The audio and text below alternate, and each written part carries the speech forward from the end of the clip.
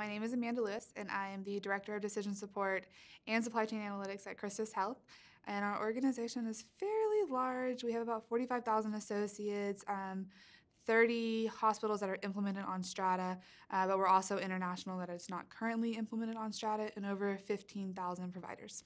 Because we are a large organization, we truly took the approach from our costing standpoint that we couldn't do it all in-house at the corporate level. We truly needed help from our regions. And so what we did was we kind of decentralized as we centralized. So we centralized a good portion of the functions for costing, but then we turned around and said, you know, we're going to share the workload with everyone and get more people and more hands involved in the tool, just so that way we can, one, make sure our data is accurate, and two, have more ownership and buy-in in the entire process of reporting and costing. So with decision support, we've only been live for 2 years on Strata, and with other organizations, there's a lot of differences. So when we move from a system, there's always going to be a pushback and we don't really want to move. But with Strata, it was pretty easy once we got moving into the new system because we had great support.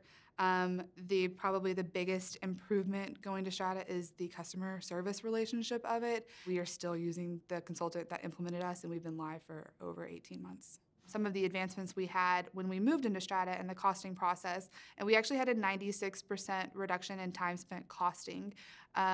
We previously had all of the regions manually doing their own costing, so they would pull the data out, load it into the new system. So this was all manual, right? You had to manually extract, manually load it to the new system, turn around and validate it, and then send out emails or ask questions and do all of that. And it took about 7 FTEs and 3 days to complete. Our current process takes 6 hours and 1 FTE. So it's a huge change moving into Strata. As we decentralized our user base, we centralized some of the costing functions.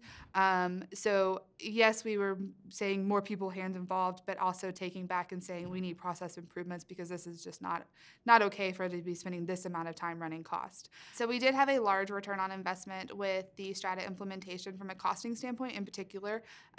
We definitely focused on decentralizing the reporting function and spreading out the workload on that, but we centralized the costing process. So in the past, in our previous systems, we had 7 analysts running our costing, and it took about 3 days on average. They would manually pull the data and load it into the system, and then validate it, and then send it out saying like costing's final.